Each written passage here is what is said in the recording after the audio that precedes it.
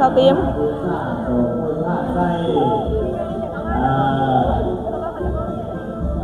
ผู้บ่าวผู้สาวเนาะคนมานำกัน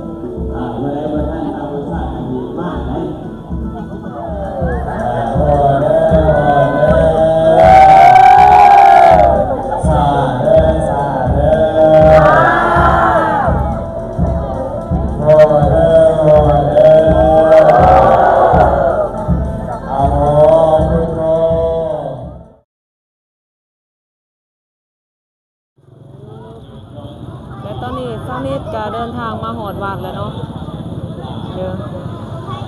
เดินทางมาหอดวัดแล้ว เดี๋ยวเจ้านิดสิพาFCทุกคนเนาะเข้าไปวัดน้ำกันเข้าไปงานวัดเจ้านิดไปเลยเนาะ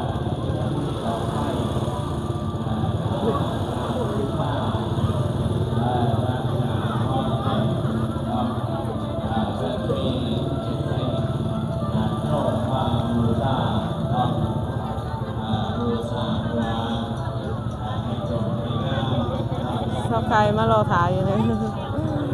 ชอบใครมารอถ่ายอยู่เนี่ยเนาะรถกับสีวุ่นอีกคือเก่าทุกคนเลยรถกับเป็นสีวุ่นอีกคือเก่ามื้อนี้โอกาสดีๆเนาะเสาร์นี้พา FC ทุกคนมาเที่ยวงานวัดบ้านเพียไม้เนาะวัดบ้านเพียไม้เมืองละม่ามแขวงเซกองเด้อบรรยากาศกับรถล่างย่านท่านาครับนี่ก่อน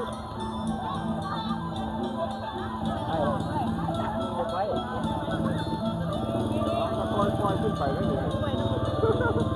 คนนี้จะไปแล้วก่อนเลยโอ้ไปเลยนะนี่แหละมันบางเลยไปขังแล้วตัวที่เขาโอ้ไปได้ก็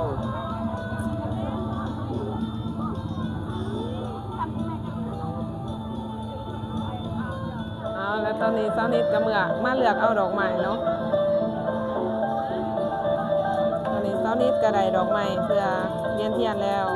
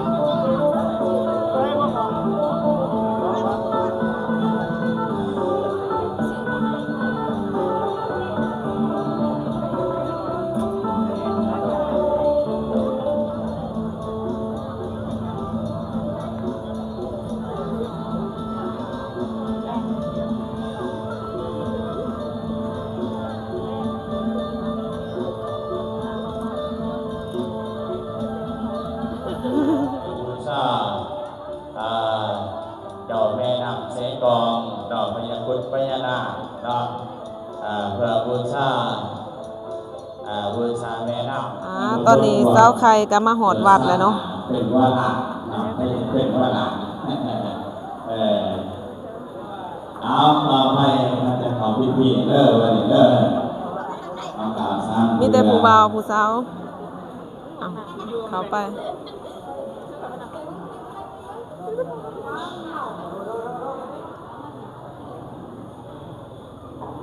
เอี่ยมเนียนาสังฆาเนนาทางคนทางน้ำเพียงคนสัญญามาอาลังสัมมาสัมพุทธยันตันสิโกวังวันนายสิโกวันจัน เวยตังโมวิญญาณเยติปัญเยนวะตังปัญญายังธัมโมวะติหันหันตุอันตันตะลันตะเรสังวะริโตวะธัมเม สุปฏิปันโนภะคะวะโตสาวกสังฆภาวะไตโยทังเกตัยโยอัสสะเรอนันตลังปัญญาเกตังโลกัสสันติตันเตยันตันตรันตะเรสังวะเรวะสังเขอุกาสวันทานาลมปังสังฆาลังสัสสะวันนาสามันเทวะวันทาเมเตตัทธาคะติสามหาโพภวะโหติโลกนาโถอาภิปุสามาทุติยมปีทุวันนิปันทุภาวะโตธรรมบูชามหาปัญโยสังฆบูชามหาโพภวะโหมหาเตสวัตโตธรรมบูชามหาปัญโยสังฆบูชา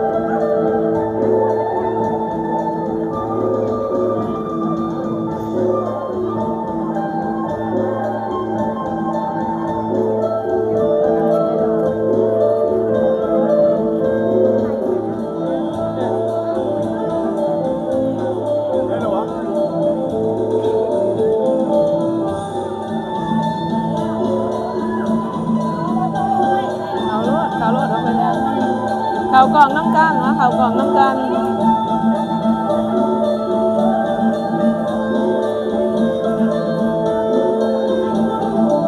เพิ่นก็มากับลูกกับหลานกับเลนกับหลอนเนาะอ้าวมันเลยเกี่ยมเวียนเทียนเลยเนาะเช้านี้สิพา FC ทุกคนมาเวียนเทียนนำกันเด้อ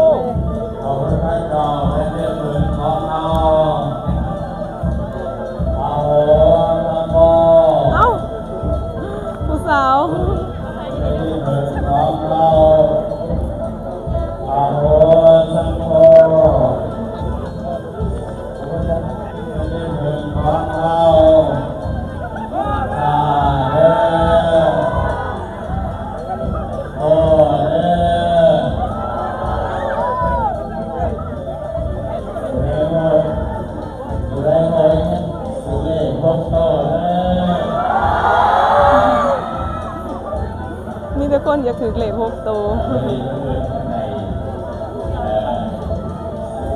พบตื่นเนาะ โอ้โหเขาจะเป็นเดือน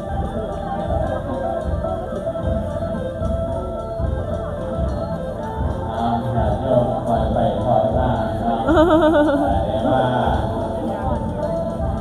เรียนผู้สาผู้บัญชีรายการใดเนาะขอให้ทุกสิ่งทุกคนมีอาโยมมีอะไรเกิดยึดตั้งเกิดยึดเกิดใจต่อขอให้ทุกสิ่งทุกคนทั้งหลายจงประทานจากแก่เจ้าภาพและเจ้าท่าเอาคนไหนเวียนแล้วจะค่อยกระโถกกระลอยเนาะตามวัฒนธรรม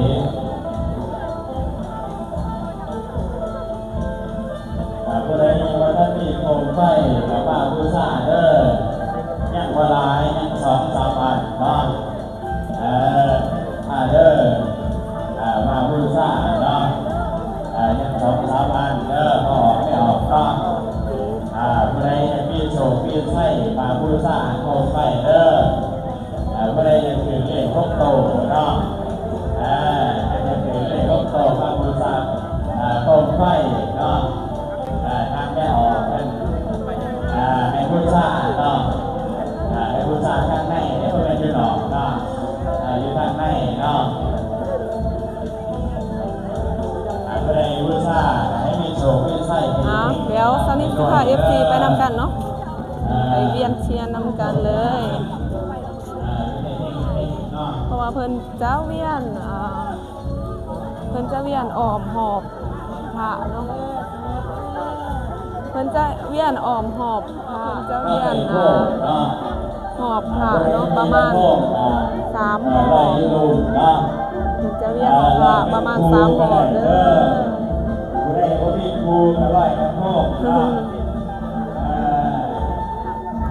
อผู้ที่ว่าเวียนแล้วก็สิไปจุดดอกไม้ทั้งนั้นเด้อทุกคนได้บุญหลายเด้อพอไม่ออกเด้อที่ได้มาบูชาเนาะบูชาคุณพระศรีเราจะได้การไปการมา ตอนนี้ก็เวียนเทียนเสร็จเป็นที่เรียบร้อยแล้ว ค่อยไปค่อยมาได้กลางค่ำกลางคืนเนาะเอาเพิ่นผู้ใดอยากมาบูชาโคมไฟ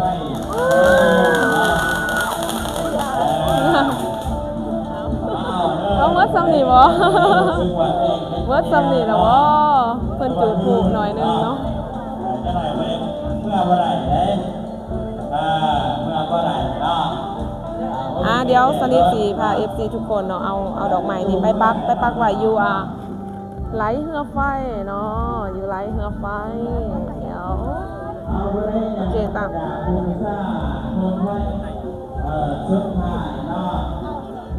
พูดผ่าน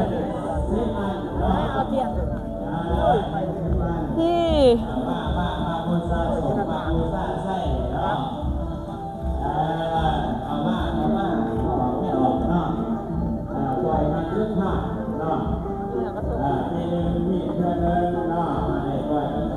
โอ้ไม่เลยพอมีอะไรมีหนึ่งหลายตัวแม่ดูหลายตัวปล่อยเยอะเนาะเพื่อให้ยังไม่ทันปล่อยข้ามบูชาเนี่ย ถ่ายคลิปเด้อสาวติมบูชาโดบูชาใส่ผู้บ่าวผู้สาวเนาะคนมานำกันเพื่อให้ท่านบูชาดีมากเลย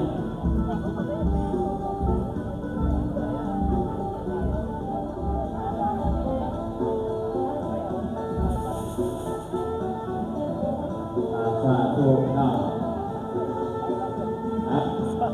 เพื่อนรัวเนาะเพื่อนในท้ายเนาะในญาติโยมมาบูชาบูชาเป็น ถ่ายผู้บ่าวนำเนาะถ่ายผู้บ่าวหน่อยนำผู้บ่าววัยรุ่นทางแปลงเสกองเด้อเป็นผู้บ่าววัยรุ่นทางแปลงเสกองเนาะลุงแม็กแต่ว่าหันเอาแม่ตัว ปีเดิมปีเดิมเข้ามาปล่อยพงไปมาอธิษฐานหาตัวเด้อหน่อยให้เด้อ น่าเห็นลุงแมก ได้เรียน3,100ยัง